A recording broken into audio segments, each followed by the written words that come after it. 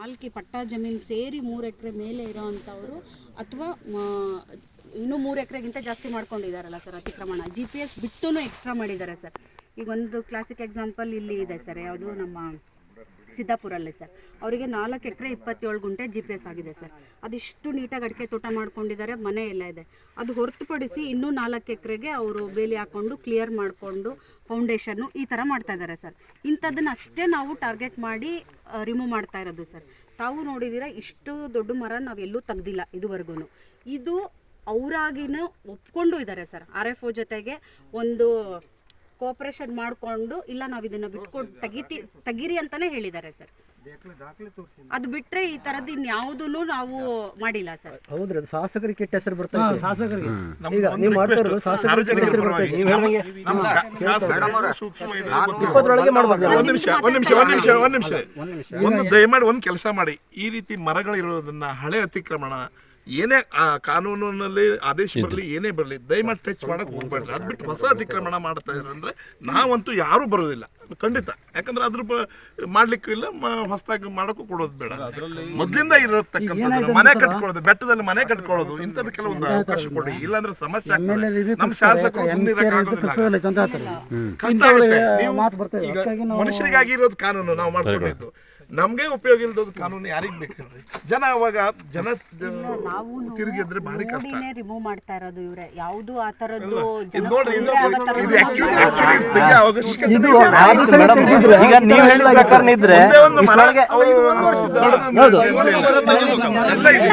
ಹೇಳ್ತಾ ಇರೋದು.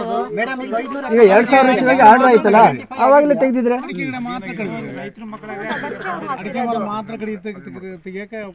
ಅಲ್ಲ ರೀ, ಇದೆಲ್ಲ ಫಾರೆಸ್ಟ್ ಸ್ಪೀಶೀಸ್ ಅದಕ್ಕೆ ಇರ್ಲಾಗಿತ್ತಲ್ರಿ, ಏನೂ ಹಾನಿ ಇರಲಿಲ್ಲ. ಅದ್ರಿ ಮೇಡಮ್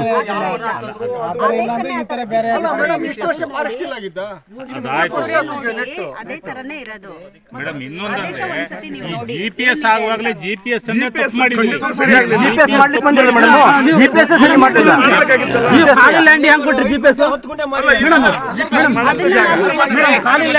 ಅಜಯ್ ಕುಮಾರ್ ಬರಬೇಕಿತ್ತು.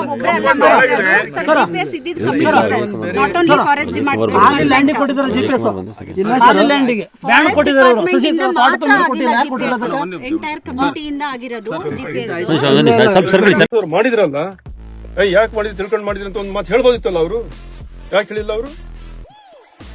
ಅವ್ರು ಆರಾಮತ್ ಅವ್ರು ಕೂತ್ಕೊಳ್ಬೇಕು. ಇಲ್ಲಿ ಶಾಸಕರನ್ನ ಬಿಟ್ಟು ಸಿಕ್ಬಿಟ್ಟಾರಲ್ಲ ಇವರಿಗೆ, ಹೇಳಕ್ಕೆ ಬಂದ ಹೇಳಕ್ಕೆ ಮಾಡಕ್ಕೆ ಅಲ್ಲ.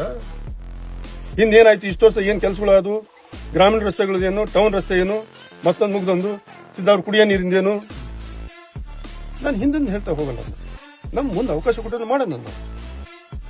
ಅಧಿಕಾರಣ ಇನ್ನೊಬ್ರಿಗೆ ಕಟ್ಟಿದ್ರೆ ನಾನು ಕಟ್ಟಿಸಿ ನಾನು ತಯಾರಿಸಿಲ್ಲ. ನಾನು ಅವ್ರ ವಿರುದ್ಧ ಹೋರಾಡೋನ. ನಾನು ಕೇಂದ್ರ ಸರ್ಕಾರದ್ದು ಏನು ಅವ್ರ ಹಕ್ಕಿದೆಯೋ, MP ಅವ್ರದ್ದು ಏನೋ ಜವಾಬ್ದಾರಿ ಇದೆಯೋ, ಜವಾಬ್ದಾರಿ ನಿಭಾಯಿಸ್ಬೇಕನ್ನೋನೆ ನನಗೂ ನಮ್ಮ ಜನಗಳು ಇದಾರೆ. ಇಲ್ಲಿ ನಮ್ದು ಶಕ್ತಿ ಇದೆ, ನಾವು ಮುಂದೆ ಹೋರಾಡ್ತೀವಿ.